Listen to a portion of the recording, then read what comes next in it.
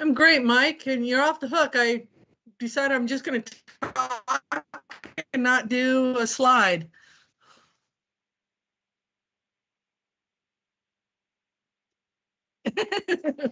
I thought you might, but I think I will just, make it short and sweet, but meaningful.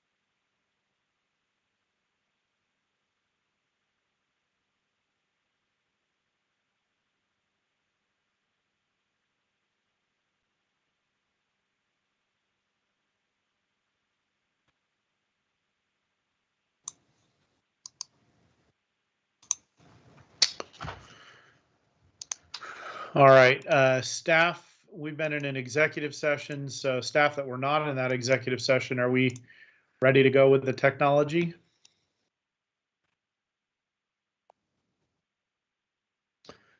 All right, thank you. I will call this Tigard City Council and Local Contract Review Board and Town Center Development Agency meeting. City Recorder Krager, please call roll. Councillor Shaw. Here. Mayor Snyder. Here. Youth Councillor Nog. She's going to be absent. She notified me of that. Thank you. Councillor Goodhouse. Here. Councillor Newton. Here. Council President Lube. Here. All right, Mr. Nullup, would you please put the flag up on the screen, and I'll ask everyone to mute themselves and join me in the Pledge of Allegiance while on mute.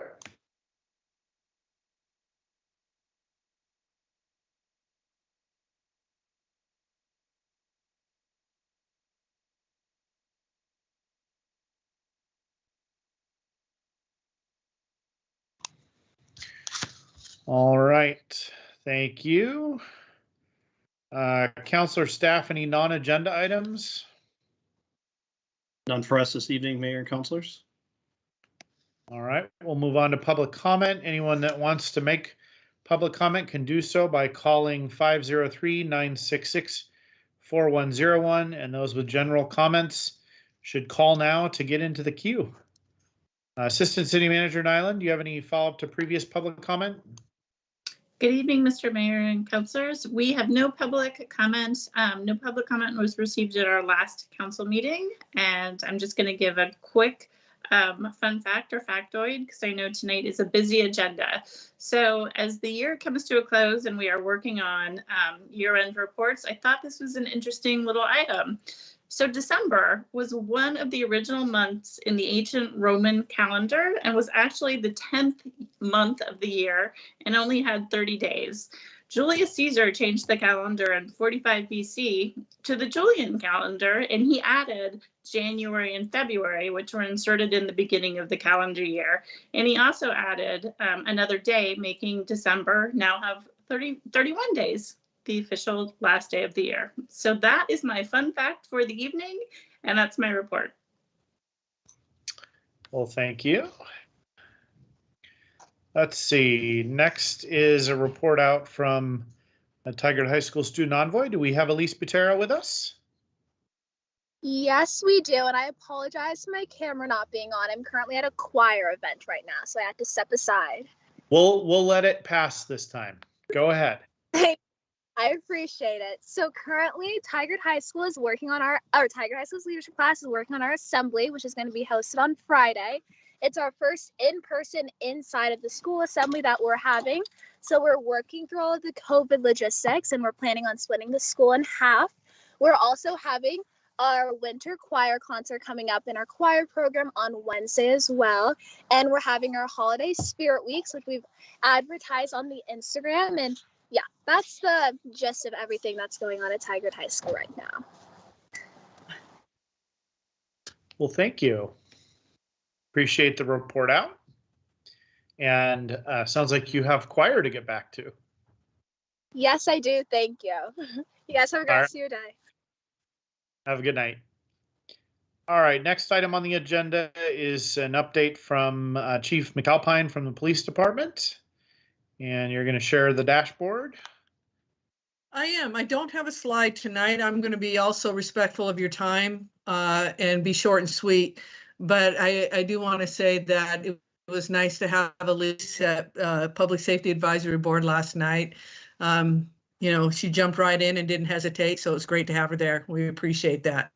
The two items I would like to bring to your attention, and again, as always, speaking to the larger audience, is just acknowledging where we are staffing wise, given, again, recognizing that, you know, with the levy addition of 8 officers, 9 if you count the SRO, we've filled all the levy vacancies. However, technically it'll be in December month. We did lose 1 levy officer, a lateral, who was on leave right now for family issues, and those family issues are so great that she has had to resign and move out of state. So that's a loss for us for sure. But we have currently 5 vacancies total. And I just want to emphasize and send my deepest appreciation. Had we not had the levy and filled those positions, we would have been strained so desperately during the COVID times. These extra positions allowed us to stay afloat, allowed us to maintain our traffic officers doing what they do best, making it safe on the roads. It allowed us to keep our commercial crimes unit focusing on the organized retail thefts and really allow us to at least maintain. We have 2 officers that were gone for military leave for a full year and a third one that was gone for several months, 2 long-term FMLA.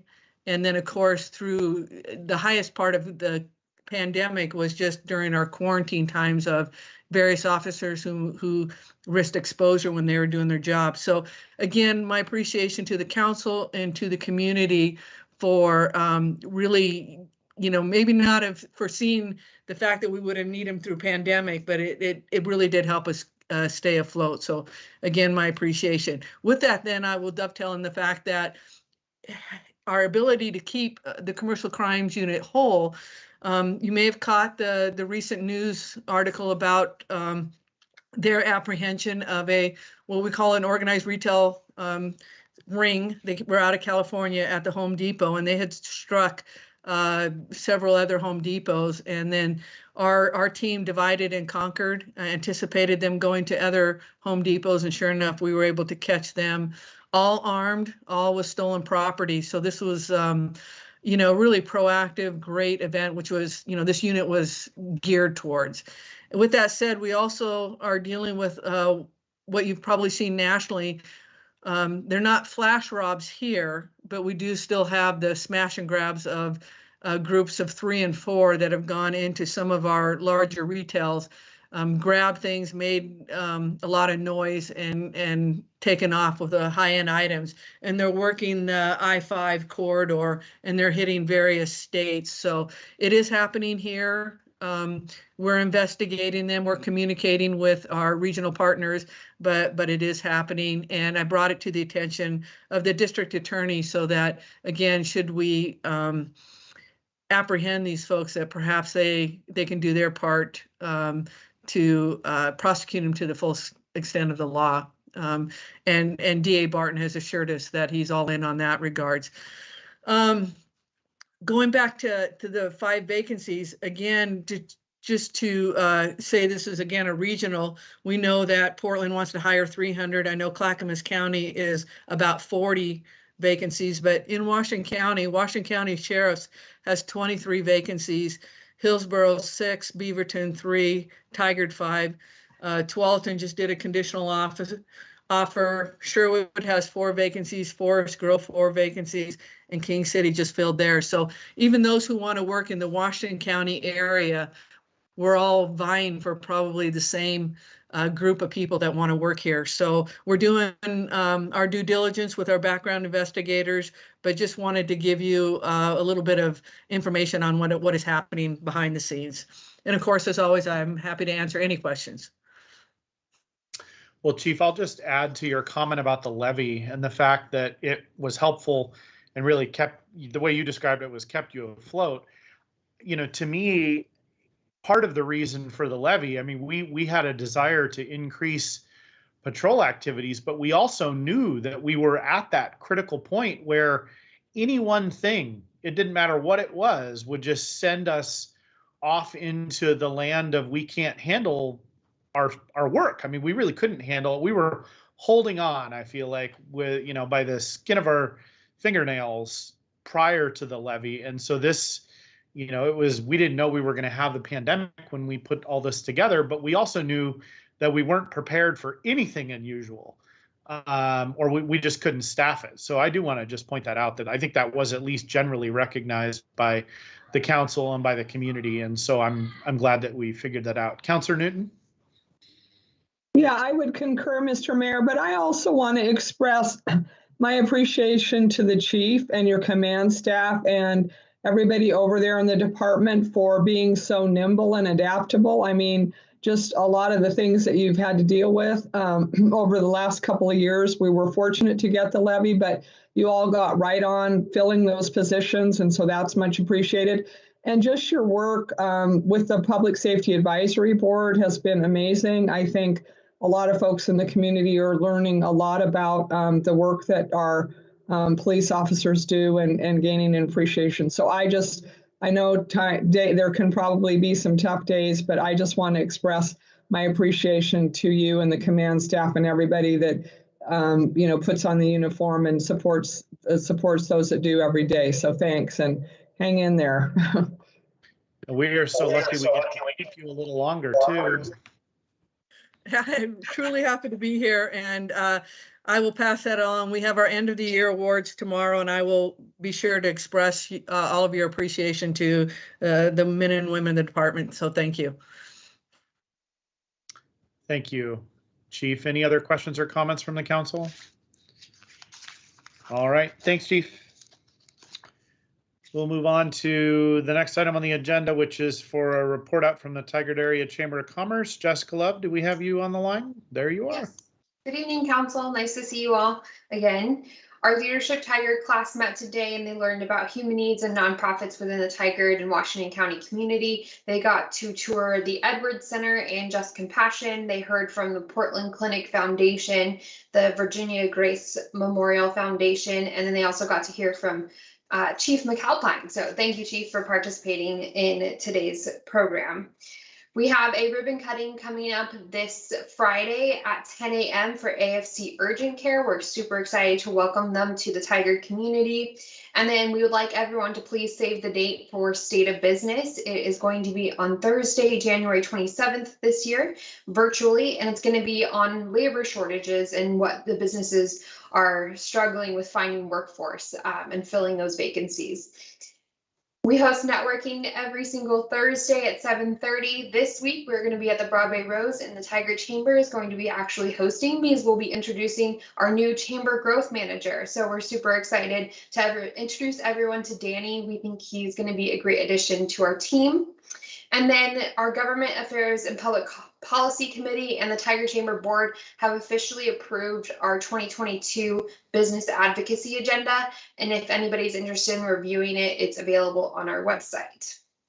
For the Tigard Farmers Market, we're super excited for the upcoming season. We're in the process of hiring a new market manager, and we are going to be opening up vendor applications in January. And so we encourage the community to follow our social media to stay up to date on what's coming for this upcoming season. And then for the Tigard Downtown Alliance, we had a wonderful participation in the Shop Local Bingo and at the holiday tree lighting. Thank you to Symposium Coffee, McDonald's, City of Tigard, President Councilor Heidi Lube, and then also Landmark Ford for helping support that program this year. And then we are going to be launching Ticket to Tigard in January, so stay tuned for that. And then we have monthly mixers every third Wednesday, which is tomorrow from 5 to 7 at Beach Hut Deli. So we encourage everyone to come out and join us for those. And then remember to shop, dine, and experience downtown Tigard this holiday season. So that's my update for you. Any questions? Probably not a question. I just thank you, Jessica, for the report out. And I do want to ask the council, every member of the council, and Jessica, maybe you want to do this, but I want to make sure we all, as the city council members, review the business advocacy agenda. That's essentially your legislative agenda. And I think it's important that the entire council at least be aware of what the Tigard Chamber's advocacy agenda is. So maybe you want to proactively send us a link to make sure we actually, get to it. Otherwise, I can ask each member of the council, but I can only kind of own my own review of it. So what do you think, Jessica? On the committee, I can also send it out. I have a copy of it. Okay. We'll make sure it gets to the committee. Okay. Thank you. Yeah. All right. Any comments or questions for Jessica? No. Great. Thank you. All right. Thank you very much. And we'll move on to public comment. Any written public comment? City Recorder Krager, I believe you said we did not receive any by the deadline. Is that correct? That's correct. We received none today. All right, Mr. Nolep, are there any callers in the queue for phone-in public comment? Mr. Mayor, no callers in the queue at this time. All right. Well, that was adequate time to get callers in the queue, so I don't think we'll have any tonight. We have no proclamations or recognition, so we'll move on to the consent agenda. The Tigard City Council and Local Contract Review Board both have items on the consent agenda. The consent agenda is used for routine items, including minutes and approval of contracts or intergovernmental agreements. Information on each item is available on the city's website in the packet for this meeting. These items may be enacted in one motion without separate discussion. Council members may request that an item be removed by motion for discussion and separate action. Is there a motion? Council President Loop? I move to approve the consent agenda. I'll move to second the consent agenda. Okay, it's been moved and seconded. City Recorder, roll call vote, please. Councillor Shaw, Yes. Mayor Snyder, Yes. Councillor Goodhouse, Yes. Councillor Newton, Yes. Council President Loop. Yes. All right, consent agenda is adopted unanimously. Thank you. And we'll move on to item number 5 on the agenda, which is to consider resolution extending the city's emergency declaration related to COVID-19. City Attorney Rahala. Good evening, Council. This is the 10th extension of the city's emergency declaration related to COVID-19. The proposal before you tonight is to extend the declaration until June 30th of 2022. In light of recent developments, we are wanting to maintain flexibility with COVID, and the emergency declaration gives us that flexibility, especially as it relates to personnel policies, leave and remote work, as well as outside resources. So should something miraculous happen in 2022, we could end the declaration early by repealing this resolution, but we are asking for authorization until the end of June.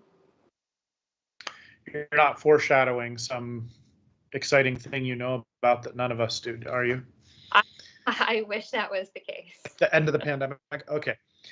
All right. Is there discussion on this? I mean, this is the 10th time we've extended this. Council President Lube?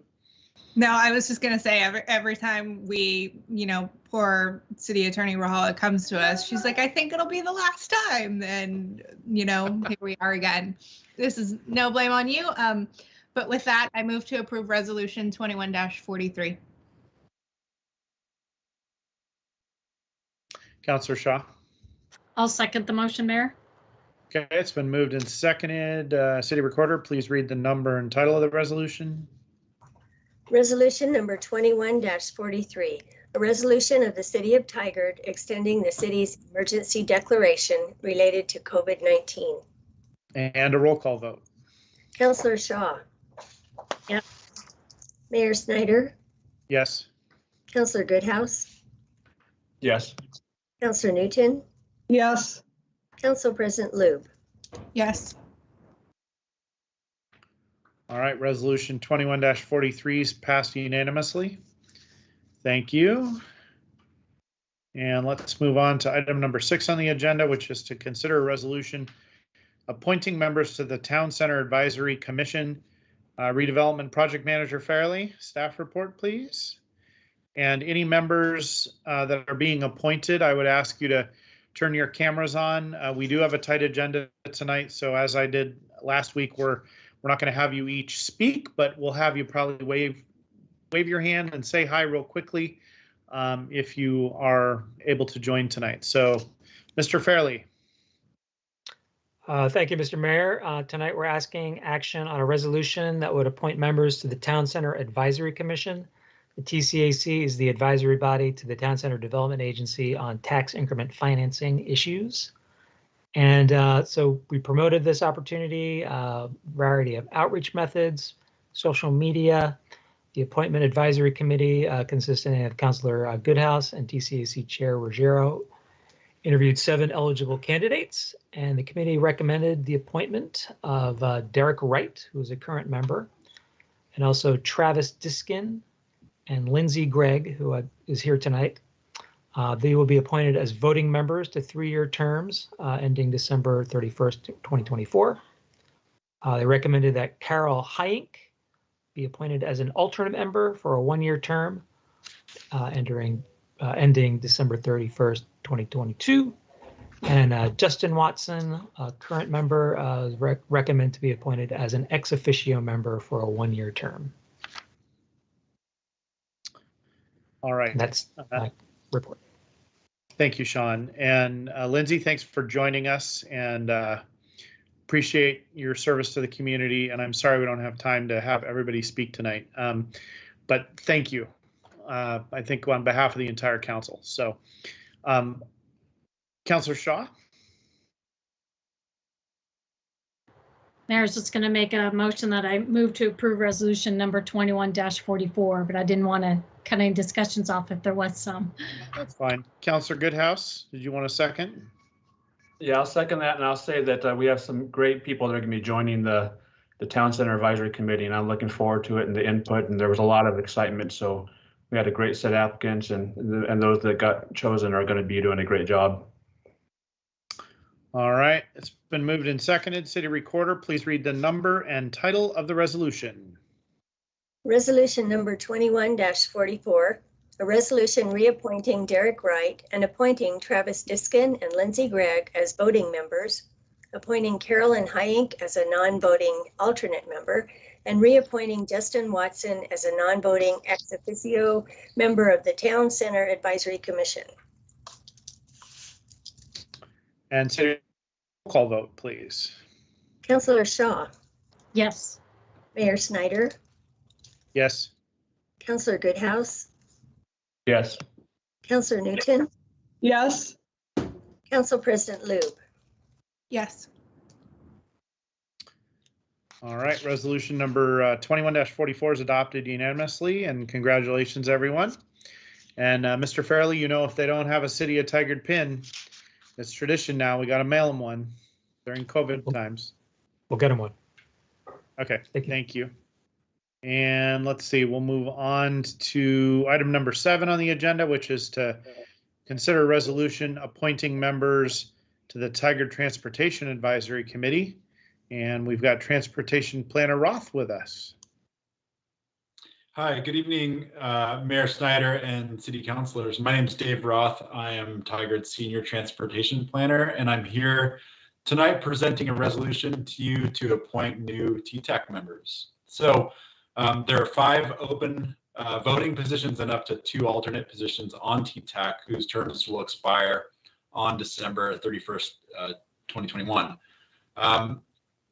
I worked with City Councilor Goodhouse in conducting interviews in October and November for these positions.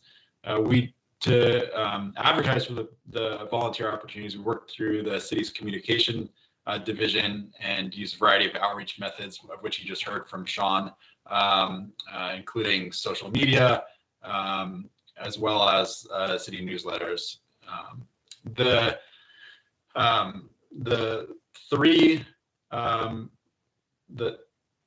2 voting members that we're recommending for appointment, the 2 voting members we're recommending for reappointment are Ruth Harshfield and Carl Fisher. You'll see their bios in the agenda item summary. And then for appointment as new voting members, we have Michael Hendrickson, Sean Martinez, and Maxine Cheney. Let's see. And again, you have their bios in front of you. As just mentioned, we are planning on mailing pins out to these recommended appointees. And I see many of them on the screen. Thank you all for joining us tonight, and really appreciate your willingness to volunteer in your community and to serve your community. So thank you. I'm sorry we don't have time for each of you to speak, but know that you're very appreciated. All right, is there a motion or discussion? Councilor Goodhouse. I move to approve resolution number 21-45. I was just going to say that we had a great set of applicants that were really knowledgeable about our transportation plan, and many of them are active, whether or not using it or biking regularly. I know one thing that stood out with Sean is he regularly bikes almost everywhere, so it's going to be great to have someone on there that really bikes everywhere, and can we get that input on there as well? All right, thank you. It's been moved. Councilor Shaw. I'd like to second the motion, Mayor. All right, it's been moved and seconded. City Recorder, please read the number and title of the resolution. Resolution number 21-45. A resolution reappointing Carl Fisher and Ruth Harshfield and appointing Maxine Cheney, Michael Hendrickson, and Sean Martinez as voting members of the Tigard Transportation Advisory Committee. And a roll call vote. Councilor Shaw, Yes. Mayor Snyder, Yes. Councilor Goodhouse, Yes. Councilor Newton, Yes. Council President Liu. Yes. All right, resolution number 21-45 is adopted unanimously. Congratulations again to everyone, and thank you very much. And we'll move on to item number 8 on the agenda, which is to receive a Tigard Transportation Advisory Committee annual report. All right, I take it we'll be seeing some of those people joining us back in a moment. We will. My name is Dave Roth, Senior Transportation Planner. Good evening, Mayor Snyder and councilors. Tonight we're here to share with you the annual joint meeting with TTAC and Tigard City Council. I have with me not only the chair of TTAC, Ruth Harshfield, but I see quite a few members of TTAC joining us for the presentation as well. So we're going to keep this fairly brief. We have a very short PowerPoint presentation, and I'm going to initiate that and then hand it off to Ruth, who will run us through the slides.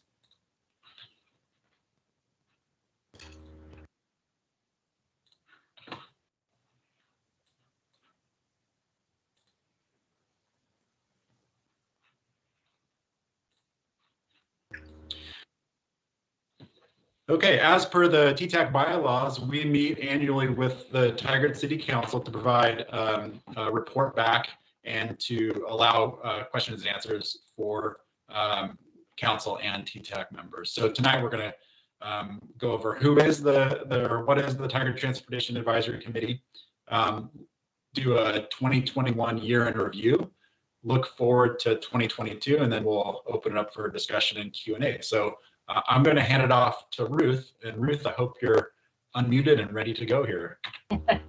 Yes, I am. As you probably know, the Transportation Advisory Committee is one of Tigard's 12 boards and commissions. We do have 13 members, and I welcome the new members that have just joined the committee. We do meet regularly the first Wednesday of each month, and we have an ability certainly to accept public comment and input. We also have time on our agenda for committee members to also bring concerns and comments to each of the meetings. Our efforts include advising staff and council. So we developed the Complete Streets policy that has been adopted, and we continue to oversee that. We oversee capital projects and program development. This past year, we worked a lot on the transportation system plan and its implementation.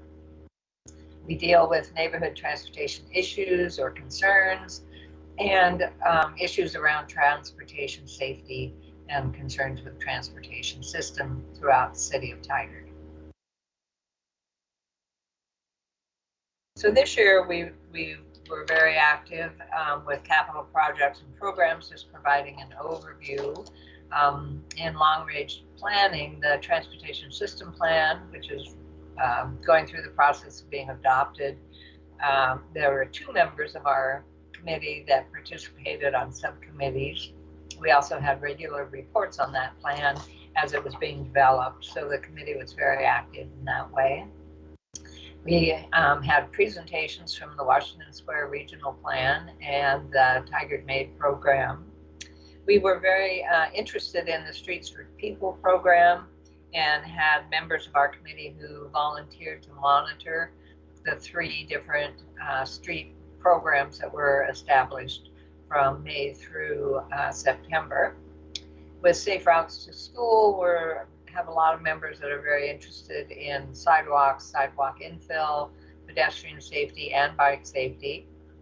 We had a member who volunteered and participated in the bike rodeo that was put on within that program as well. We hosted Tigard on the Move. We had an equity panel to really look at transportation equity, and the committee was involved in identifying presenters and participating in that panel discussion. And the Electric Mobility Strategy Grant, we wrote letters of support for that grant, and the committee is very interested in seeing where that program will be going. So a very active year, lots of presentations to the committee by city staff and others to keep us current on what's going on with transportation issues. I'll turn it back over to Dave. Thanks, Ruth. And before I move on to the look forward to 2022, I just want to recognize all the TTAC members' input and participation over the last year.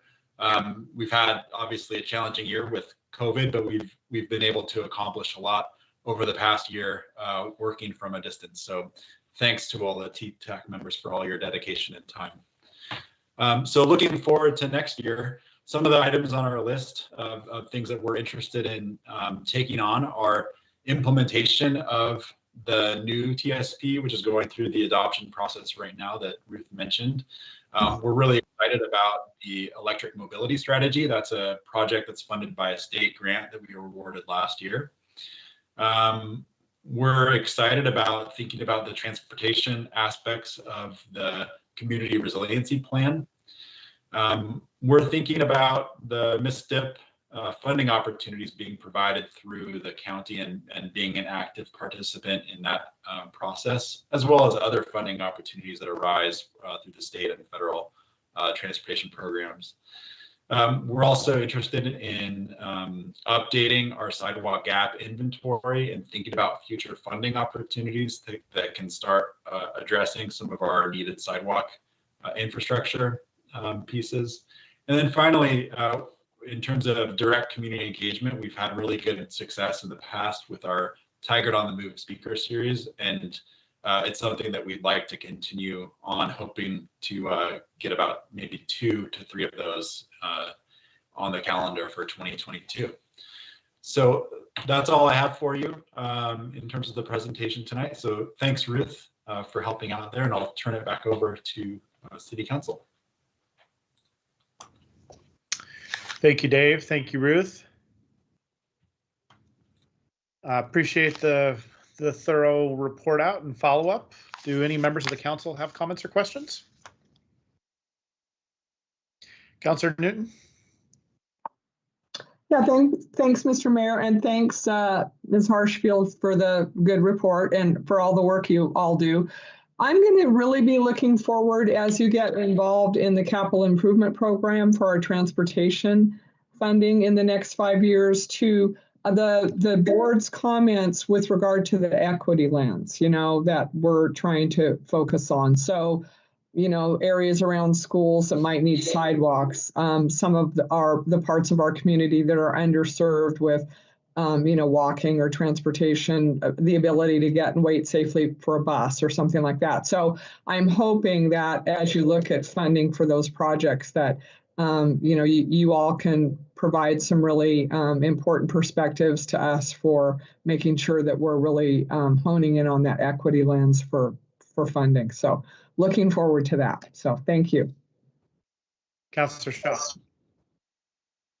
Yes, thank you, Mayor, and thank you for the report and the overview of 2021. It seems like despite the virtual nature, you've been very successful, and look forward to 2022, as well as the electric mobility strategy and the community resiliency plan and the intersection between those two, because I think they both could be very helpful, and look forward to that. So thank you both very much.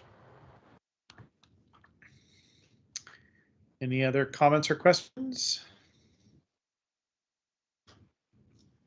Councillor Goodhouse. And I was going to say, I attend usually most of all the meetings, and I just am impressed with the conversations that go on, the level of detail, how involved everyone is, just not only looking at the reports, but going out there in the community and bringing those comments back. And so really appreciate being that extension of the council and being the extra eyes and ears out there and talking about it and weighing in a lot of the different hard subjects that we need and focusing on those. Council President Lube. Yeah, I mean, I just want to say thank you for your service to the Tigard community over the last year, and also ask the question that I guess Mayor Snyder normally asks: what do you need from us? I was about to go there, but you beat me to it. How can we help you? I will let Ruth lead that. Yeah, I think that, I'm very excited about the new members coming onto the committee. I think that new energy will be really helpful. And I know that Dave represents the city as a staff support to this committee very well. And so I think that it's been working out really well. When we have concerns brought to us by our own members or by the community, Dave knows how to get the answers to those things. And I think he's able to share that back to you as a council. So I think the questions or the things that both Commissioner Shaw and Commissioner Newton shared are areas that we are in agreement with you on and that we would like to work with you on as well. So I think that it's a good partnership. All right, thank you. Anything further from the council? Now that Council President Lube's done my job. I appreciate that. Thank you very much for your time. Thank you. Dave, thank you both.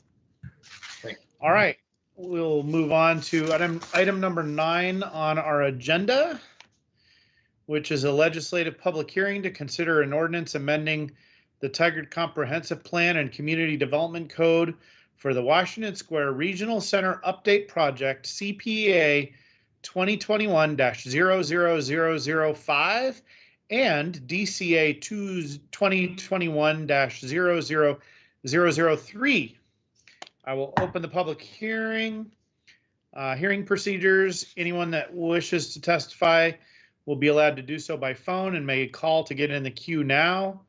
Phone number to call is 503-966-4101. Again, 503-966-4101. And we'll go to staff report with Senior Planner Shanks. Good evening. It's a pleasure to be here this evening. As you know, this project has been about 2 years in the making, and there's still more to go, but this is a significant step that we're taking this evening. So I'm going to go to my PowerPoint. I know we're on a tight timeline tonight, and so and I know so far we're on time. I think you're even a couple minutes ahead of time, and I don't want to be the one to derail us. Oops, hold on a second. I need to share my screen first.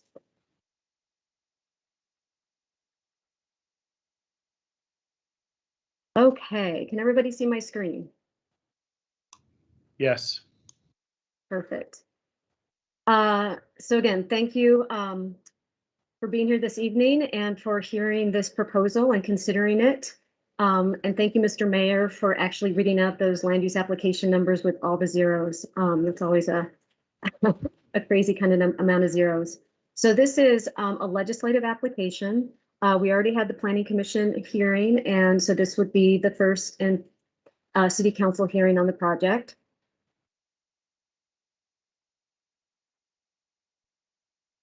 And I'm trying to advance my slide.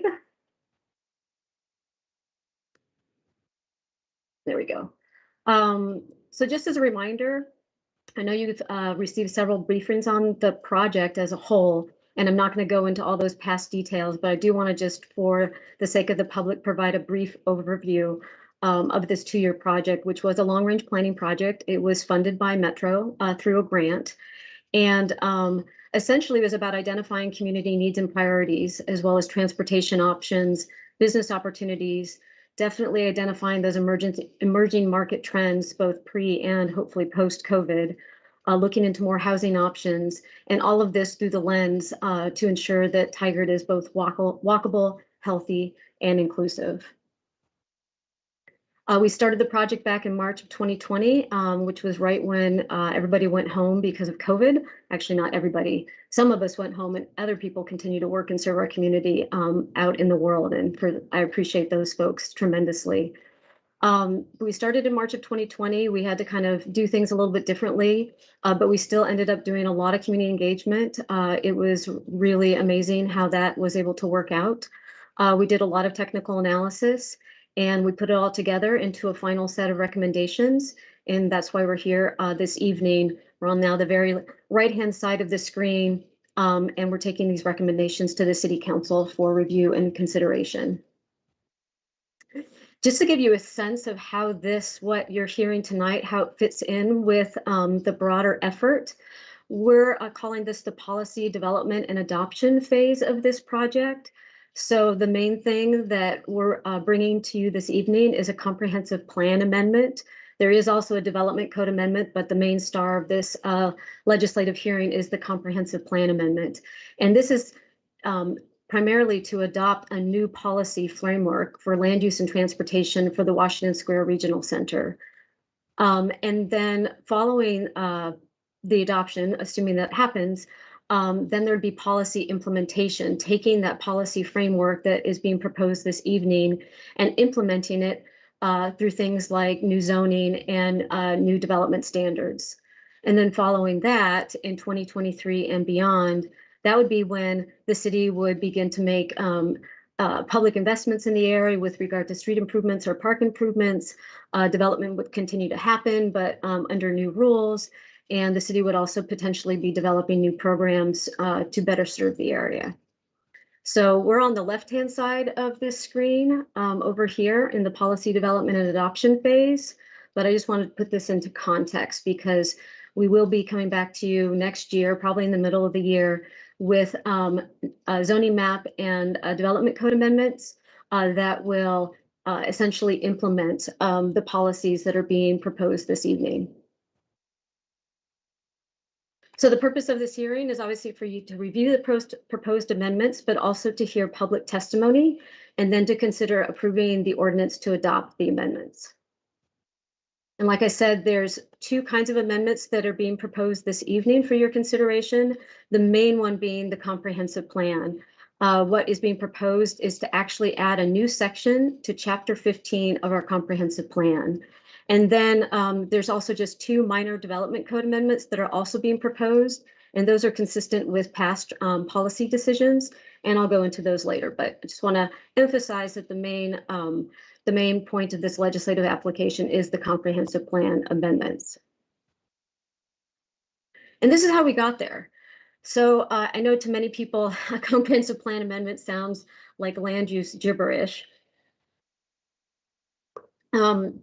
And hopefully this will help explain how we got there and why it's important and how it relates to all the work that the consultant team, city staff, and so many members of the community did for the past 2 years. So starting over on the left-hand side, essentially there was a very iterative process that involved looking at what the community needed, what the community's priorities were, both from the business side as well as from the resident side, but through the lens of the Tigard strategic vision. We did a lot of technical analysis with the consultant team, and we also did a lot of community engagement. And essentially, through the process of hearing what the community was wanting and understanding what the technical analysis was telling us, and then putting that together with Tigard's strategic vision, the project recommendations were then developed along with the Washington Square Regional Center vision. And so that's what you're seeing in the middle of the screen in the teal boxes. And the project recommendations, as well as the Washington Square Regional Center vision, these essentially are now all contained in the project's final report. And this is really important because the final report, which is on the website currently and will be updated after this hearing, the final report really captures everything that the project did, everything that we learned from the technical analysis as well as from the community. But it is the public-facing document. It has a lot of graphics. For example, it has a lot of maps with the project recommendations shown on the maps to make it really easy, not only for policymakers and decision makers to understand, but for the public to understand as we move on with the implementation of this project. So the final report, which really encapsulates those project recommendations and the vision, is really then reflected in the comprehensive plan amendment in its key findings, goals, policies, and action measures. But the comprehensive plan amendment, which is now very much on the right-hand side of your screen, it's the very technical document. It has no pretty pictures. It's dry, but it's a necessary document because our comprehensive plan is Tigard's land use policy plan. And so it's really important that these kinds of things be updated, be put into our comprehensive plan so that they can be implemented then through our development code. But I just want to really emphasize that the project's final report really does reflect everything that we're proposing in the comprehensive plan amendment. It just does it in a way that's hopefully more user-friendly. I'm not going to read this slide, but I did want to just highlight the graphic that was developed to represent the new vision for the Washington Square Regional Center. The vision is in words on the right-hand side, but the graphic, the main points that we really wanted to convey with this graphic is that, you know, the Washington Square Regional Center hopefully will be growing up into a much denser place at its center, but then tapering out along the edges. And that even though it has these large roads and highways that crisscross the area, that these will be overcome. Right now, they do present barriers, especially for people on foot or on bike or taking transit because of the high traffic volumes and speeds and lack of crossings. And so in the center of that, we're showing a bridge over 217 that could be the existing Greenberg Road Bridge, or it could be a new ped bike bridge. But definitely kind of better overcoming the barrier that is 217 at the present time. And then with regard to both Greenberg and Hall, you know, we're showing a lot of crossings there because we need a lot of crossings there. This is meant to be a high density kind of urbanized area, and people need to be able to get across those streets safely and comfortably. And so those are the kind of the key parts of this vision that are expressed in the words on the right. The next several slides are really just summarizing the goal statements that are in the comprehensive plan amendment itself. And I'm not going to read them. I'm not going to go over them in great detail. But I just want to show you the themes that are involved that, again, are really reflected in the project's final report. And I just pulled out one action measure that was probably one of the more significant action measures with regard to that one goal, just to give you a heads up. So goal 15.1 is all about land use and developing a land use and transportation framework that really supports redevelopment of the Tigard Washington Square Regional Center. The key action measure, that's going to be part of our next steps for next year in 2022, which is to update the zoning and development regulations to help this area, to support this area becoming more dense, walkable, and vibrant. Goal number 2 is all about equity and inclusivity. And the action measure is really about how can we use our limited public dollars and where can we find, maybe be creative with our public dollars to support ongoing funding solutions for transportation, for business support, for recreation and open space, and for housing in this area. So that's the key action measure for goal 15-2. 15-3 is all about transportation, specifically active transportation for those people walking, biking, taking transit. Our key action measures in this area is to overcome that Highway 217 barrier and to improve Greenberg Road, hopefully through a jurisdictional transfer, as well as other capital improvements with regard to bikes, bike lanes, and sidewalks and crossings.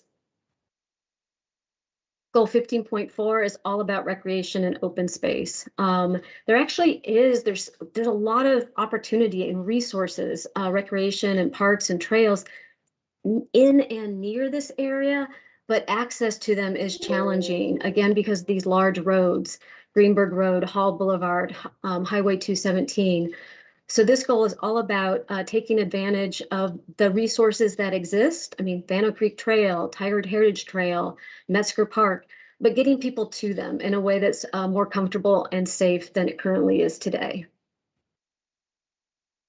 Also, with regard to recreation and open space, we developed a concept, an opportunity to show the community how we can leverage our existing trail system with existing quiet streets and create new routes to get people places. But what this map also highlights, and I will kind of emphasize it with my pointer, is that this area in the middle is basically a critical gap in our active transportation network. So you could actually do a lovely 9-mile bike ride all around this area, mostly on the Fanno Creek Trail, except for this area right through here is really challenging for people on bikes. And similar, you could go from Metzger Elementary School and over here to Dirksen Nature Park and Fowler Middle School and down here to the new Universal Plaza in downtown. That's about a 4.5 route for walking or biking. But again, it shares that same kind of critical gap in the middle there, south of Highway 217, you know, and around Greenberg, North Dakota, and Tiedemann.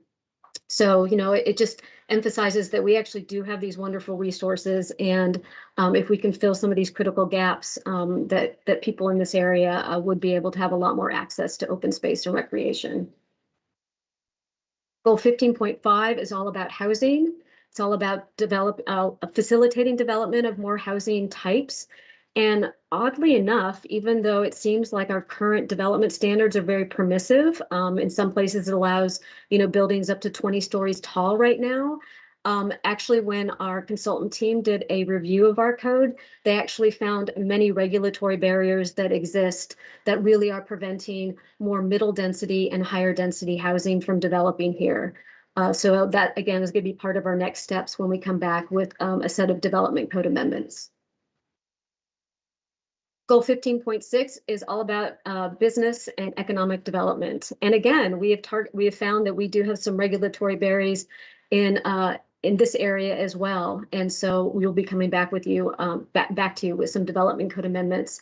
And in fact, you already took action on one of the barriers that existed to some development happening back in June with regard to the vehicle sales subdistrict. And I'm happy to report that we've had 2 applications received for redeveloping the Orchard supply site, as well as, Orchard hardware supply site, as well as the old Toys R Us site on Cascade Avenue because of that action you took back in June. And lastly, we have in collaboration and coordination.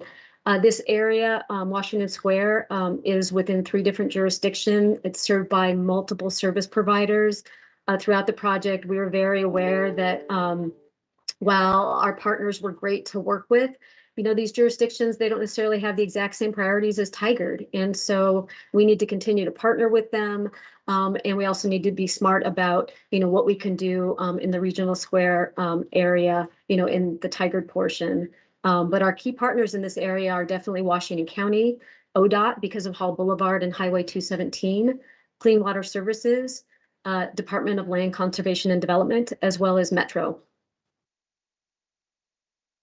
So that was a summary of the comprehensive plan amendment. And I'm just using this slide again, just to remind you how we got there, that this was all built off of the community engagement that was done over the past 2 years, as well as all the technical analysis that was done.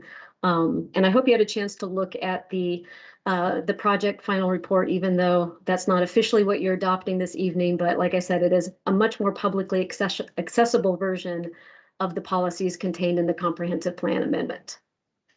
So the second smaller set of amendments that are for your consideration this evening is just minor updates to Chapter 18.670 in our development code. Chapter 18.670 is our Washington Square Regional Center Plan District chapter. So it's the chapter that currently regulates development in the Washington Square area. And essentially when council approved the ordinance in June of this year that for expanding and altering the vehicle sales subdistrict in this area, that council then directed us to come back with some development code amendments to add some additional approval criteria to our development code to ensure that any service centers associated with new car dealerships where any impacts associated with vehicle service centers were appropriately mitigated or minimized. Because there is the concern that while selling a car, especially if all car inventory is inside a vehicle and not in big surface parking lots, but that, selling a car is, as we have been told by many of our business partners, is that is kind of like selling a piece of furniture, a sofa, or a mattress. But the car servicing comes with a whole different kind of set of impacts in terms of people dropping off their vehicles, waiting in line, queuing, idling. And so we want to make sure with these new development code amendments that the land use review process for vehicle servicing associated with vehicle sales does not impact the pedestrian environment or the surrounding community in a negative way. So that's one of the code amendments. And the other one is actually long overdue. I'm embarrassed to say that we should have adopted this a long time ago, but that on Oak Street, which is this image shown below here. This is actually the new apartment development on Oak Street. So this is on the south side of the street. But on Oak Street, in our 2011 trails system plan, it was identified that this would be a better route for the Washington Square Regional Center Loop Trail. And so it identified Oak Street between Greenberg's Hall as having a 12-foot wide off-street, so grade separated path to have bikes and peds, not be in the street and have to have more space. But that has not ever been, that was in the trail system plan, but it never made it into the development code. And so this is just long overdue. This development, the apartment, this new apartment complex, they actually already built a section of this 12-foot wide grade separated path. And there's another development just over here to the west that is also going to be building another section of this 12-foot wide path. So our code really needs to be consistent with what is actually being built out there. So that's just a pretty straightforward amendment to make those two things consistent. So as for the community engagement that informed the amendments that are before you this evening, of course, we had the Washington Square Regional Center project itself. I think that you received some briefings on the extent of the community engagement we did during that project. I think we had a great turnout despite COVID. We had a really great stakeholder working group that worked with us throughout the entire project. And we also had a really successful online open house, as well as focus groups in different languages. And community members even did interviews with their neighbors. So we got a lot of great input from a lot of different sources, and especially from community members who are part of communities that are historically not included in these long-range planning projects. So really am proud of the project and the project team for really being able to reach out to those people in our community. We also did, in terms of just noticing, we did our standard land use notices. And then we also did an interested parties email I've been developing this list over the course of the project. There's now over 200 people on this list. And so people were informed about the comprehensive plan amendments just through an interested party email over several months. And so we only had one person officially testify at the Planning Commission hearing. I did get some responses from community members via email, but nothing that would be categorized as official comments or official testimony on this case. We also heard from the housing land advocates. Bike Portland wrote a story after they read the plan. Washington Square Mall got back to us and they're supportive. And Cascade Policy Institute also wrote an article on the project. But essentially, even though we heard from different folks in the community, all the ones that are listed here, none of them really rose to the level of kind of official testimony. So I don't have that to offer you. But what I will say is that all the community members I heard from, all of their comments, unofficial though they were all very positive. The one person who testified at the Planning Commission was very positive and supportive of the direction that the policies are going.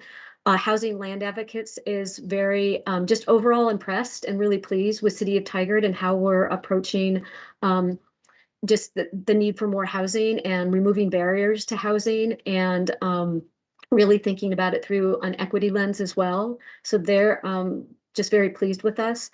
And a lot of that has to do with the work of Skylar Warren.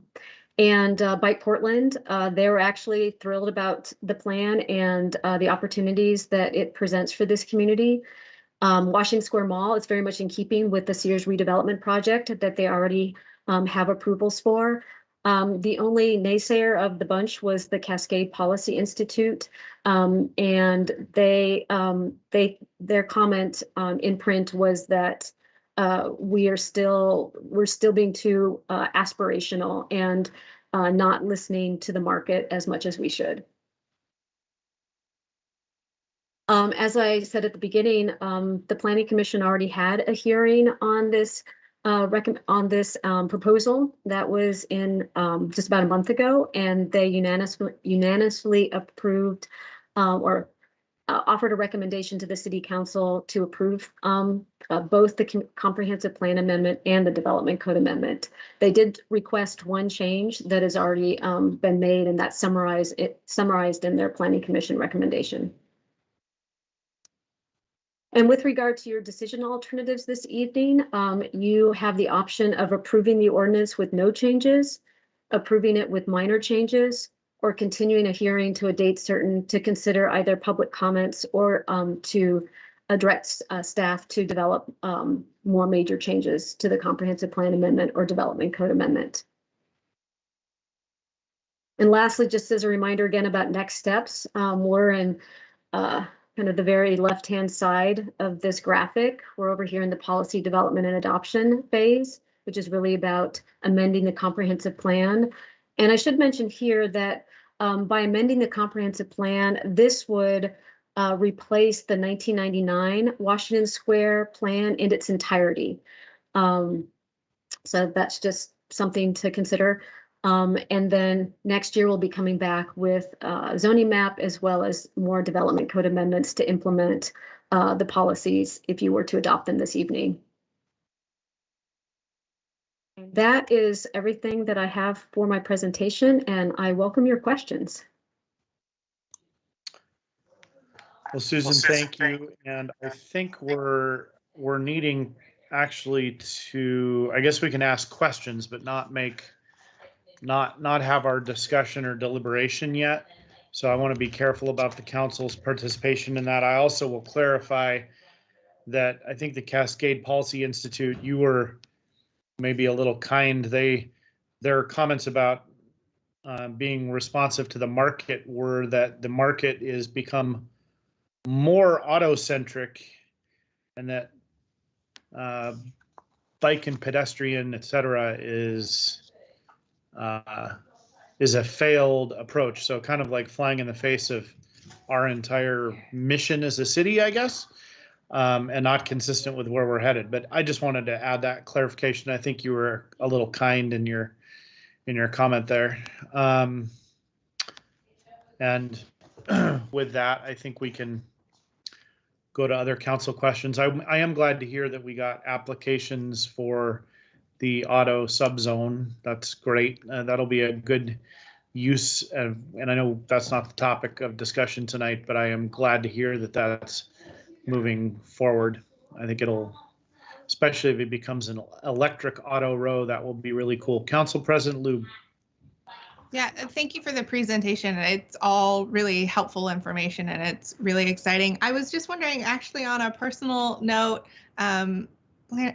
Susan, what are you most excited about? What about this plan in this region gets you most excited that's in here? What actually gets me most excited is actually the opportunity to connect this area and really, it's really like kind of could be very small moves or sometimes big moves, but the fact that this area could be so much better connected, and just connecting Metzger School to its middle school where all those kids go, like overcoming the Highway 217 barrier just would be so huge for the communities on both sides. And, you know, some of whom are from our community's most vulnerable households. When I finally realized, because I was looking at the school district areas, you know, kind of the areas that they serve, and every child that goes to Metzger School also goes to Fowler. And when I kind of finally had that light bulb, I just got super excited about what this project could do. And also just hearing from, and it was just so supported by everything we heard from the community members who walk on Greenberg Road, or who take the bus from Greenberg Road or Hall Boulevard, who say, like, I just want lighting. So just our focus on active transportation, on people who need to or are choosing to use transit, or or to have their kids walk to school or bike to school. Like, it's just all the things that they brought to the project to really bring it down to earth was just really gratifying. I think we've created a direction that is, while it still has some big things in it, it's very doable. And I think we just, as long as we keep our focus on what the priorities are, what the community has said, I think we can achieve a lot here. I agree, and I thank you for that. And I think, you know, especially that realization is going to be such a game changer for the people who live there. Even just the lights and those things, that changes the way that you can interact with your own community and your neighborhood and your safety level, and that, you know, impacts lives in a very huge way. So thank you for all your work. Councillor Newton. Thank you, Mr. Mayor. Thanks, Susan, for that very thorough presentation. And you're right, it's a long time coming. It's been a lot of work over 2 years, and it's not over, but this is a momentous step. And I have to say, my mom worked on the Washington Square Regional Center plan in 1999. She's a big transit person, and I grew up in Garden Home, so could walk to Washington Square anyway. So it's good to see the changes. But the planner in me has to kind of clarify. So we're not doing any map changes here. We're not changing the zoning map or the comp plan map or any of that. We're just doing the policies now and those development code, those small development code implementations. So we've still got some work to do before anybody can really implement any of this, because we've got to do more code amendments, changes to the map. Is that correct? That is correct. I expect to come back to you with those in about 6 months, because, and I should have mentioned this, attachment 4 to your packet was not a part of tonight's hearing, but essentially it's preliminary zoning map changes and preliminary development code amendments to help you understand what it would look like. You know, obviously they're not the exact details that we'll bring to you in 6 months, but what these policies would look like on a zoning map or those regulations. Yeah, and I did look at that, but I just wanted to make sure tonight that's not under part of our decision. Okay, thank you. Thanks for all your hard work. All right, other questions of staff before I move us on to public testimony? All right, City Recorder Krager, I don't think I saw written comments. Did I miss that? No, we didn't receive any written comments on this item. Mr. Nollup, are there any callers in the queue? No callers, Mr. Mayor. All right. Probably no responses to testimony by staff. I will close the public hearing. And council consideration of ordinance number 21-16.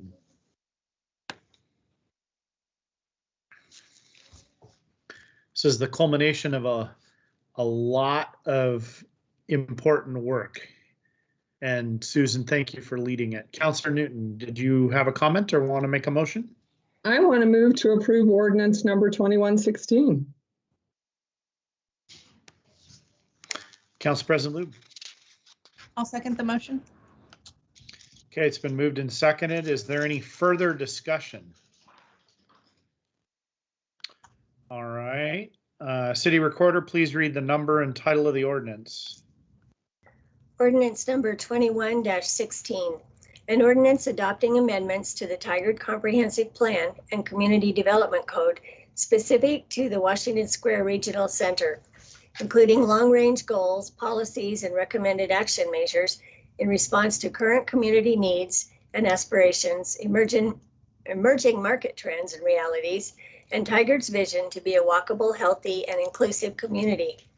CPA 2021-00005 and DCA 2021-00003. And a roll call vote. Councillor Shaw, Yes. Mayor Snyder, Yes. Councillor Goodhouse, Yes. Councillor Newton, Yes. Council President Lube. Yes. All right, ordinance number 21-16 is adopted unanimously. Again, Senior Planner Shank, thank you for all your work and frankly, the team that's working behind you. I know it's taken a village, so thank you. Thank you. All right, the next agenda item, we're going to convene as the Town Center Development Agency. We'll receive an update on the Ava Main Street at Fano Creek projects. And Mr. Fairley and Amy Sabirian, welcome. Thank you. Good evening, Mayor Snyder and members of council. Thanks, Chair Snyder, and members of the TCDA board. Tonight we are going to receive an update from Amy from Ava Tigard LLC on the Main Street at Fano Creek project, and a request to amend the disposition and development agreement.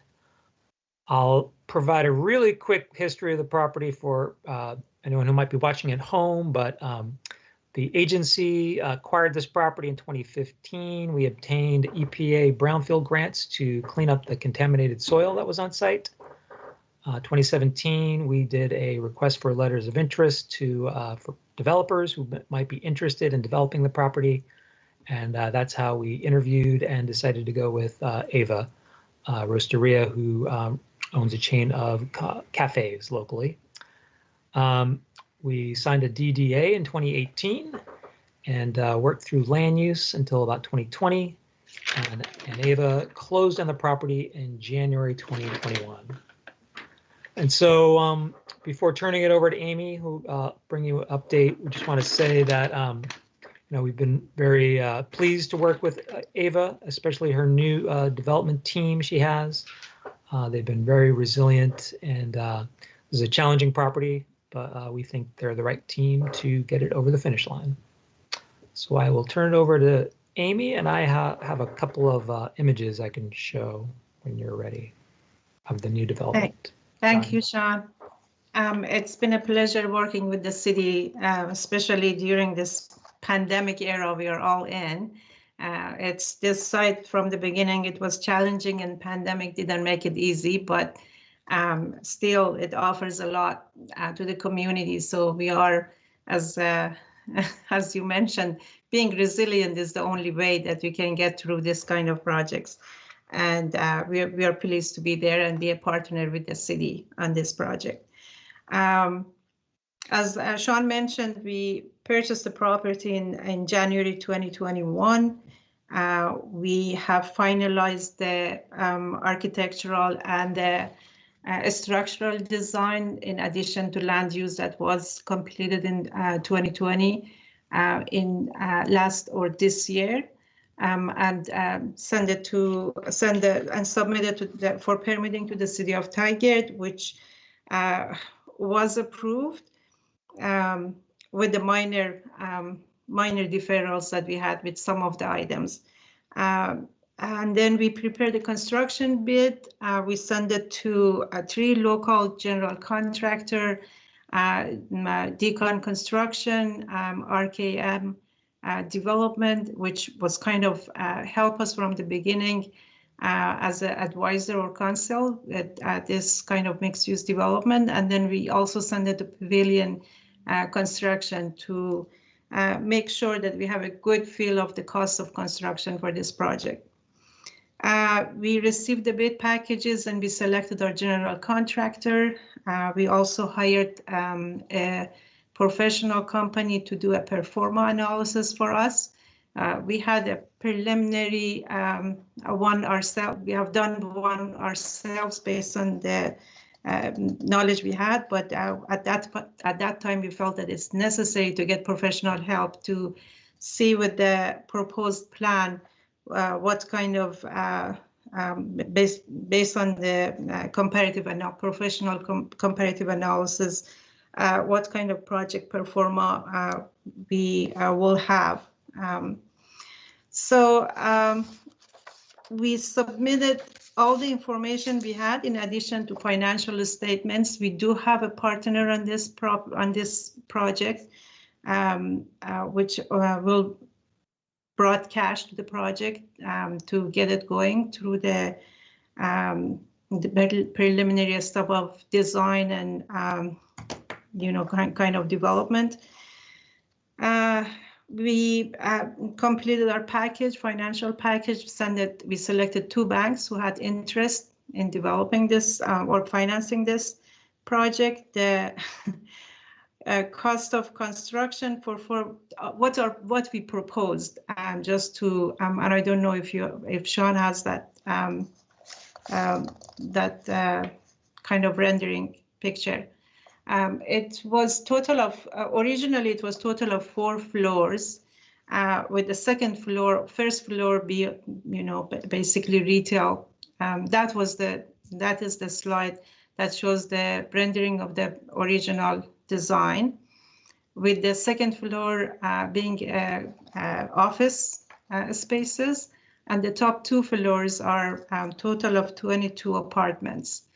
After a few months of waiting for banks to respond to us with their analysis, they came back, and because of the pandemic issues and COVID-related reasons, they let us know that they cannot finance the second floor, as office spaces are generally vacant at this time, and they're not considering revenue from those spaces. And their recommendation was to remove the second floor totally so they can finance the project. We came back to city, Sean and Kenny.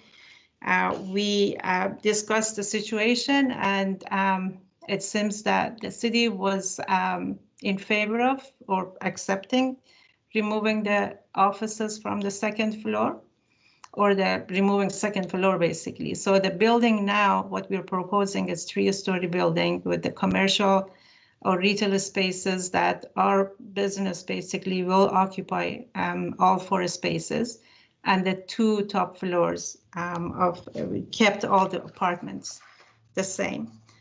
So right now we are in the process of, again, going back to the designers, our architect and structural designer, to go back on the drawing board and basically do their analysis and their design based on this new plan, which they are doing it as we are speaking.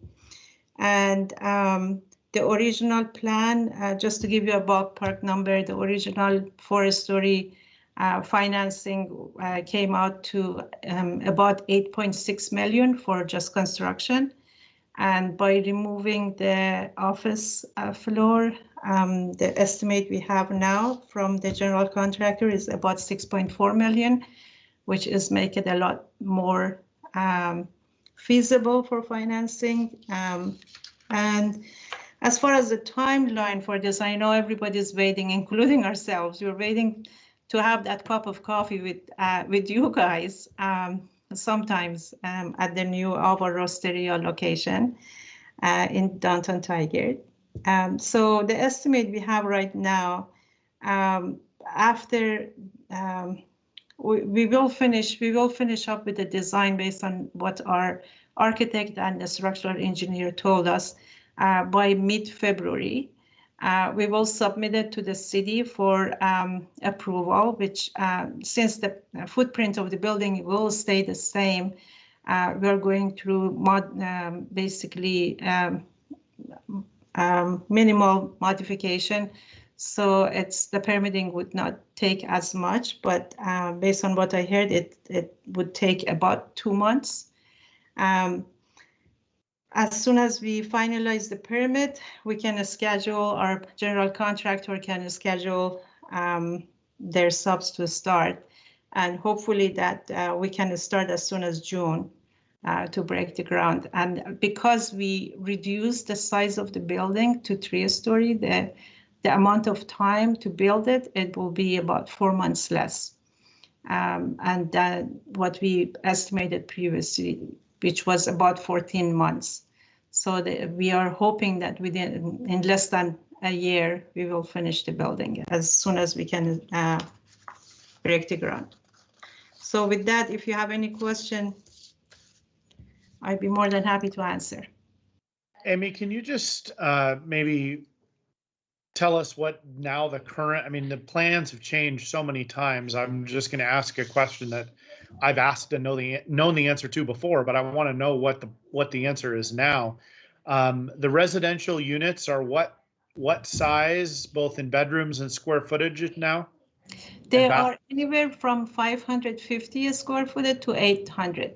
So it's 1 bedroom, 2 bedroom kind of apartments. Okay. And there are 11 apartments in each floor, and both floor exactly the same. So a total of 22 apartments. Okay. That's probably my main question for tonight. Does anyone else have any specific questions? I know the council intends to have further discussion on this in a later session, but anyone else have other questions of Amy or Sean? You asked my question, Mr. Mayor. Thanks. I know everybody's concerned, or a city, basically what this project is, a catalyst project for urban development on the main street. And we can't wait to get it done. Anybody else? All right. Well, Amy and Sean, thank you for your time tonight. Really appreciate. Oh, Councillor Goodhouse, go ahead. I have a late question. I know across the area office space is less, but looking at downtown Tigard, there is a need for office space still. There's not much down there. Did the banks take that into consideration when they looked at the proximity? I know that we're around the area. There's a lot of the spaces, but I know people looking down there for office spaces and they can't find any downtown Tigard really. We actually, Columbia Bank was the one who told us they are not financing. We talked to a couple of other banks to see what their feel is. And when it comes to just name of office, and we changed our plan from the open spaces office to executive offices because those are more in need right now. But the banks generally, they're opposing any kind of office. They said just don't even mention office to underwriter. They don't even look at the revenue that you're projecting. So that was the bottom line. That was the main hurdle, that the COVID basically take that off the financeable kind of things for underwriters and credit departments generally with banks. All right. Anything further? All right. Thank you both. Appreciate the presentation tonight, and we will continue working on that. Next item on the agenda is to receive a recommendations for agenda item summary improvements. Senior Management Analyst Hendricks, and then you've got an intern with you who I know many of us have gotten to meet. So welcome. Thank you. Good evening, Mayor and Council. My name is Nicole Hendricks, and I'm the Senior Management Analyst in the City Manager's Office here at Tigard. Tonight, I'm excited to introduce our City Management intern, Caleb Raver, who joined our team in September as part of his curriculum with Willamette University. So one of Caleb's key projects has been to review the current agenda item summary, or AIS, form and process for improvements to make council agenda items just more clear and concise and consistent. So before I turn it over to Caleb, I just want to say that we have been so grateful to have an opportunity to have another member on our team, and Caleb has been an awesome addition.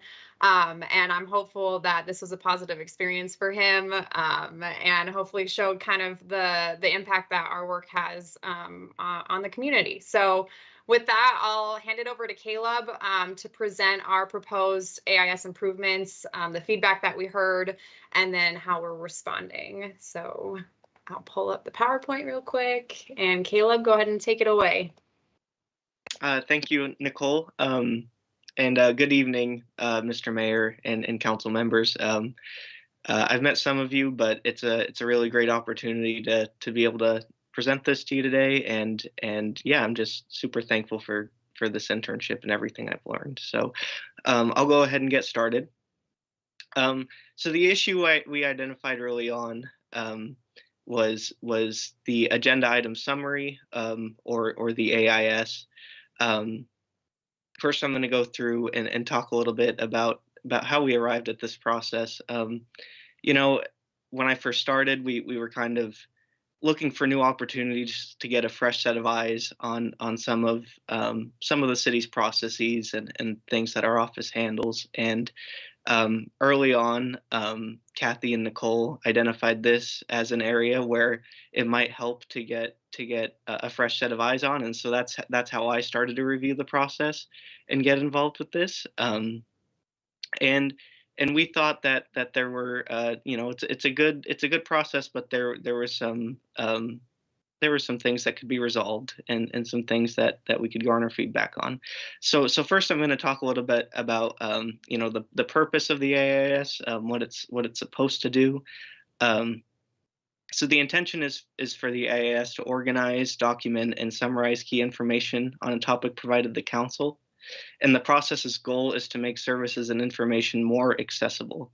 So those were the main goals of our project, and the things that we wanted to make sure that whatever new template that we came up with would align with that process goal. And it also aligns with the city's strategic priority number 1, which is to set the standard for excellence in public service and customer experience. And the more streamlined process that we've come up with based on your feedback and our own internal discussions, I believe will achieve that goal.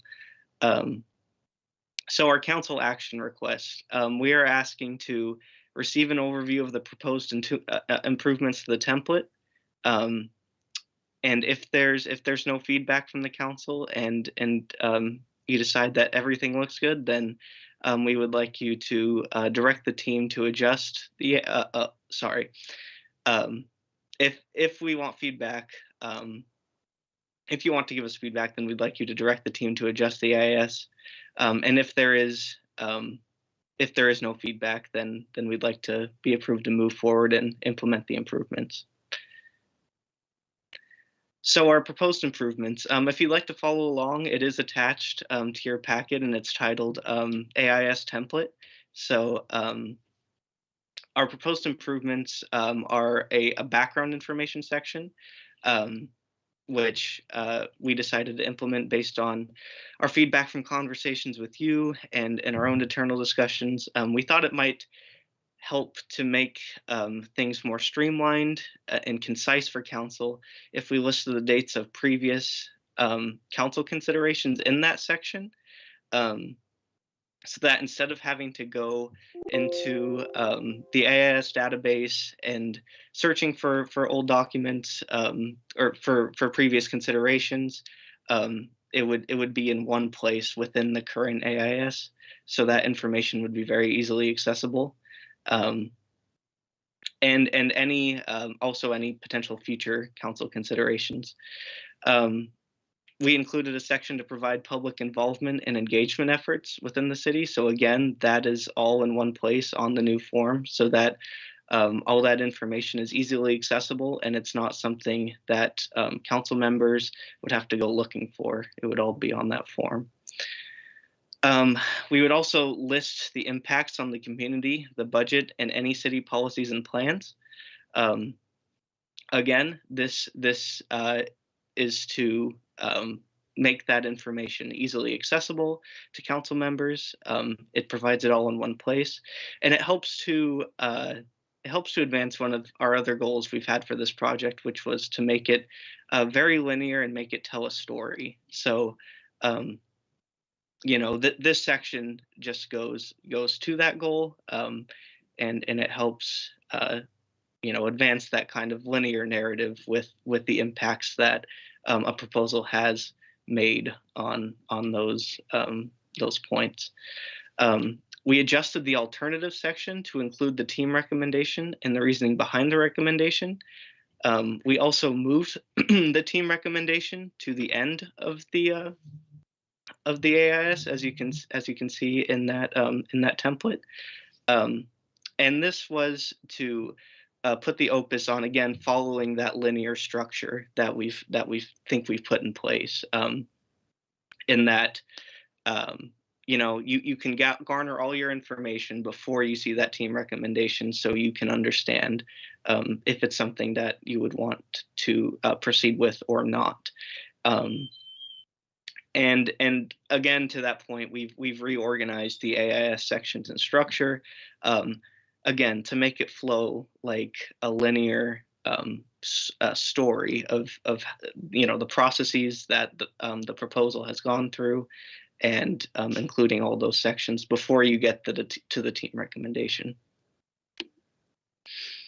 So what we heard, we had Nicole and I had some great conversations with several of you, and we got some really good feedback for this new process. Like I said, we met with members of the council, Mayor Snyder, and the city recorders to receive input on the new template. And we had some great new takeaways. One of the major areas of feedback was ensuring the timeliness of the AIS being published. We talked about a new potential timeline and a workflow that I think we'll be going over at a later date. I think the team will be, but it gives a more rigid structure to when the AIS will be submitted and published, so that you know, you're not scrambling at the last minute to be able to review any information that might be there, and it just provides a greater sense of rigidness and when that should be done. We wanted, based on your feedback, you wanted there to be a balance of depth of information with being concise, meaning that the AIS should have any relevant information present, but it shouldn't be an essay. It should be, you know, very concise. Only things that you would want to be discussed in a council meeting should be present on the AIS.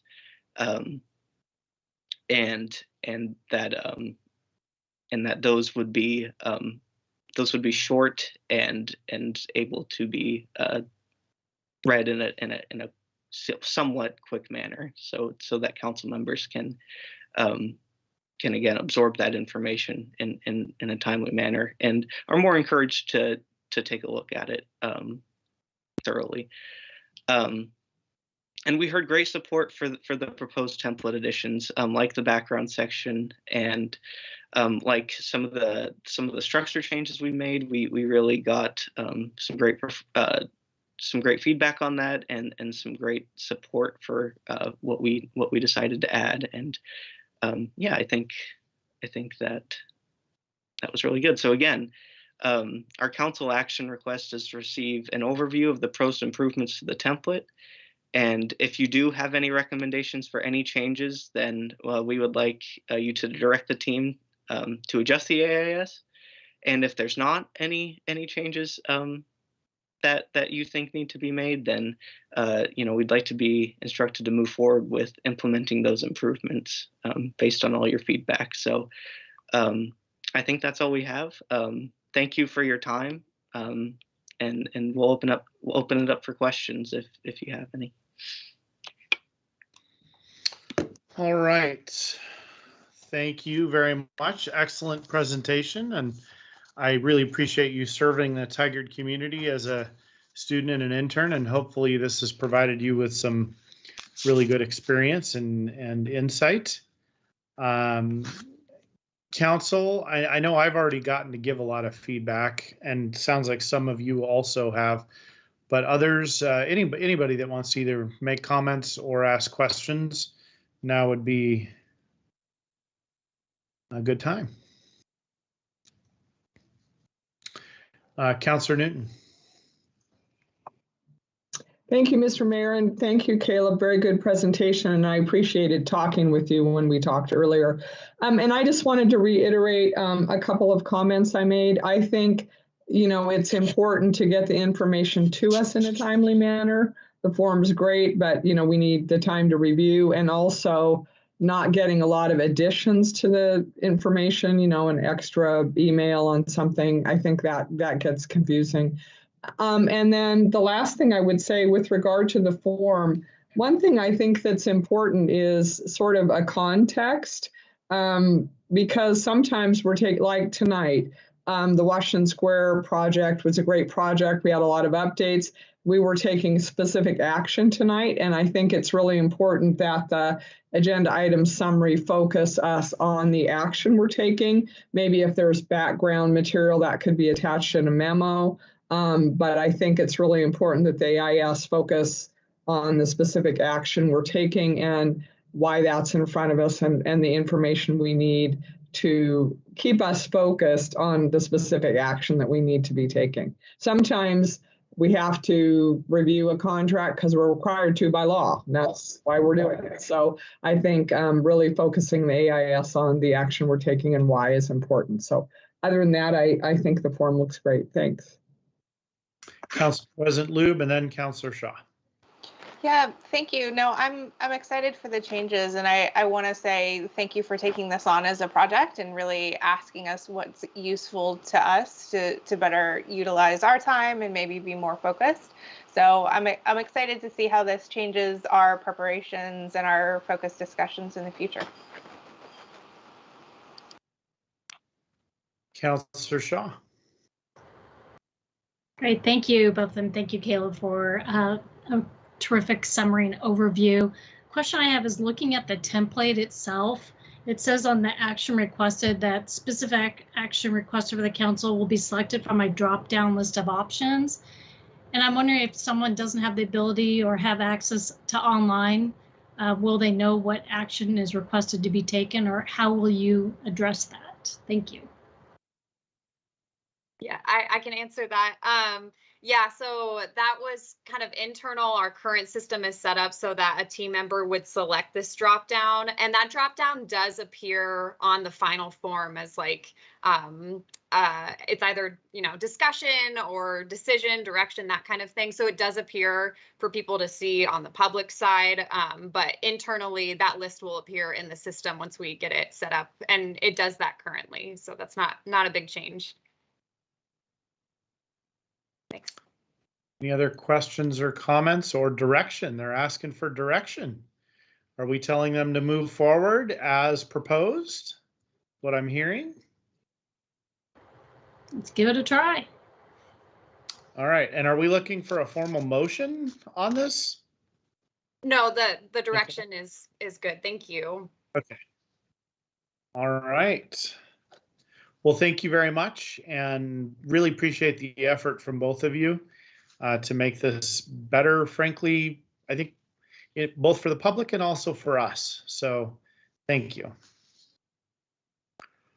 We'll move on to item number 12 on the agenda, which is to consider authorizing the city attorney to execute opioid litigation agreements. City Attorney Rahala. Thank you, Council. So this item is to authorize me to execute on the city's behalf several documents related to the national opioid legislation or litigation. So as you've probably heard in the news, this is a federal class action lawsuit brought by multiple cities, counties, and states around the country. The two defendants are the distributors of opioids as well as Johnson & Johnson. So there's two separate settlements being discussed here. So as with the class actions that you may get in your own mail, the city has the option to opt in or opt out.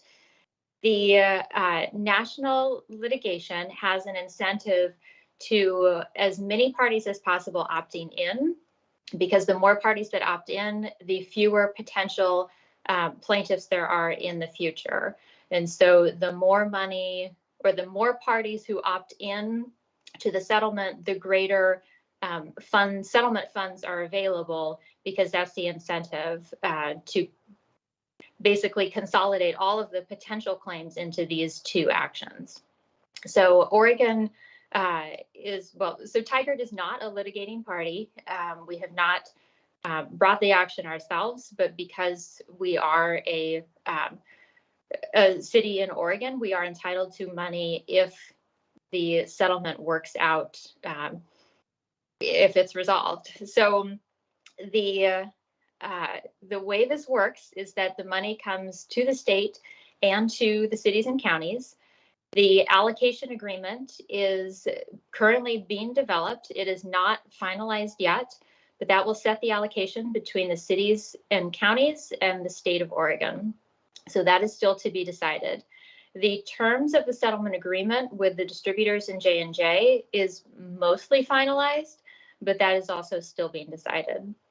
So the way it looks like it's going to work is that the total amount paid under the settlements is $26 billion nationally. The distributors are set to pay $21 billion over 18 years, and J&J will pay about $5 billion over 9 years. So Oregon's share right now is about $330 million. Tigard, our share right now is estimated at around, best case scenario, potentially $840,000 over the 18 years. So as I understand it, it's front loaded heavily, so and paid over 18 years. So we would get most of the money in the first couple of years and then tapering off towards the end. Again, it's just an estimate. Everybody has been very reluctant to put dollar contributions on it because it's so dependent on how many parties actually sign up, parties being cities and counties around the state. So the money has to be spent on opioid mitigation. And so Tigard's plan would be to look at potential options, partnering with Washington County or looking at other options. Treatment is the main focus because the money has to be spent on things that have a direct nexus to opioid use. And so Washington County has a program. The Center for Addiction Triage and Treatment is one of the things that they're proposing. So I understand that they're going to be requesting that Tigard allocate a portion, at least of its money, to a countywide effort. So that is the overview. So again, this is basically to authorize Tigard to participate as a party and join that settlement. If Tigard doesn't opt in, it would mean less money to the state of Oregon, and it would mean that if Tigard wanted to receive any funding, it would have to bring its own lawsuit against these parties. So advantageous of the city and the state to join in.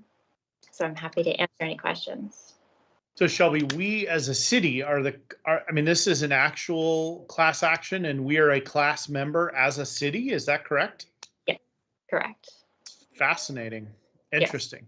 Yes, through this action, we would be a party. Right. Well, the question is, do we want to be a member or do we want to opt out and bring our own litigation? Right. Okay. All right. Questions or comments from council or a motion?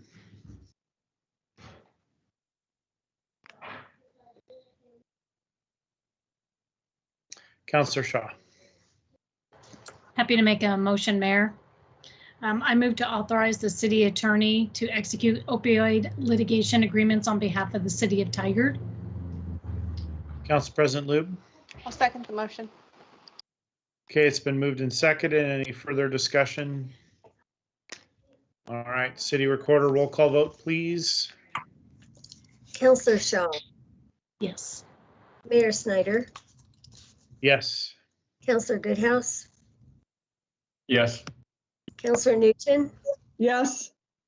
Council President Lube. Yes. All right, the motion is approved unanimously and we are a member of the class, I guess.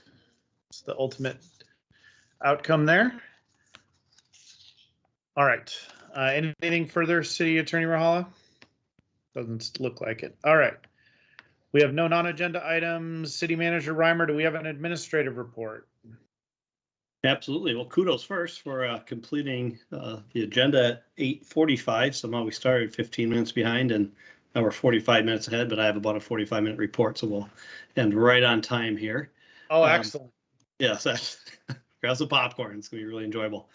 First to start, thank you to Caleb and Nicole. Council, you already said that, but as well, just thanks to both of them for the AAS work, especially Caleb working with us as an intern. Hopefully it's been a great experience. He's a pro at giving presentations already, so hopefully we can learn a few tricks from him, but he did a great job tonight, so thank you, Caleb.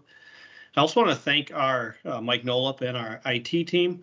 As many of you know, there's been a cybersecurity vulnerability around this country. We were not immune to that. About 10 a.m. on Friday of last week, our team was notified and worked diligently throughout the entire weekend, making sure that all of our security was in place, fixing things that weren't, and taking the appropriate action. So we did have a few things with some of our base maps, which caused some impacts to our services. Those have all been restored. And so just thank you to Mike and them for their continued efforts in this area and making sure that we do have a secure as environment as possible, realizing that there's continual attacks on everyone's system. So thanks again, Mike. Just a few updates then for you. A few water related items. Last week you approved the contract for the Reservoir 18 work. And so that project is kicking off. We're going to keep moving on that. This is going to be our first progressive design build that we've used this. So looking at using this new approach to the project, hopefully get the best end result. So thanks to Brian and the entire team for that. Also, speaking of water, we've unfortunately been experiencing water main breaks. We've had 6 since October, and we've had 2 last weekend, and then we just had another one yesterday. And so, as many of you know, these do not occur at opportune times, obviously. Our teammates, though, respond quickly, literally drop what they're doing in their personal lives if they're not at work already, and respond to these and invest several hours repairing them for the benefit of our community. So it's also a good reminder for us as we're talking about our asset management, looking at our infrastructure, making sure that the parts that we are owning, we're reinvesting in. And so these are all things that as we see these experiences for our system as well as our residents are connecting to them, to be mindful of that. And we will be as we continue to develop the budget and look at our CIP and how we ensure that long-term fiscal health, including our infrastructure. Just a couple other things. We finally concluded our LEAF events, the 4th and final LEAF event at Cook Park. And so 55 more vehicles came through, which is great. And I learned that we collected 1.5 barrels or 55 gallons of food within a 55-gallon container. of food for charity at that event. So another great way to help our community and the community helping each other. I thought this was a great one from our library. We've been adding new things to our collection, including planetary models, fossil replicas, and even a model of a human torso. And we learned that one family was so enthusiastic for these that they used a replica of a woolly mammoth for part of their Thanksgiving centerpiece. So all different things. You just never know what's going to happen. So it's great when our community embraces all the things that our library teammates and others bring forward and find the unique ways of using them. We've also talked about a larger goal that we're part of making sure that all our students have library cards. And so we are working on that as well. And the goal is that all kindergartners through 5th graders in the Tigard Walton School District will have cards mailed to them, multiple languages. And so we're going to work through the variety of pieces. But Halstead and the team are working actively on that. And then just a quick follow-up from last week's event that the mayor was part of for the Let's Talk Housing Equity. Learned that over 50 individuals attended that. So thank you, Mayor, for being part of that. So I think there's some great discussion points on key housing topics that are important to our community members, like displacement, affordability, and other key topics. And so just a quick event recap on that one. Other than that, that is all I have tonight. Thanks again for a great meeting, for all the direction that you provided us, and have a good evening. Well, Steve, I'm glad that you're getting acquainted with our library of things. That's what we've traditionally called that. So glad you're learning about that and all the interesting things we have and apparently are adding. So I learn something new every time too. All right, any follow-up or questions of the city manager? All right, we have no further executive session scheduled. Is there a motion for adjournment? Council President Loop. I'll move to adjourn.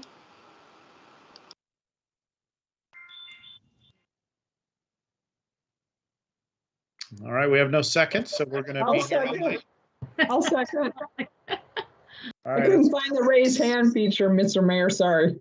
seconded by Councilor Newton and City Recorder. Roll call vote, please. Councillor Shaw, Yes. Mayor Snyder, Yes. Councillor Goodhouse, Yes. Councillor Newton, Yes. Council President Liu. Yes. All right, we are adjourned. Good night, Tigard. Night, Tiger.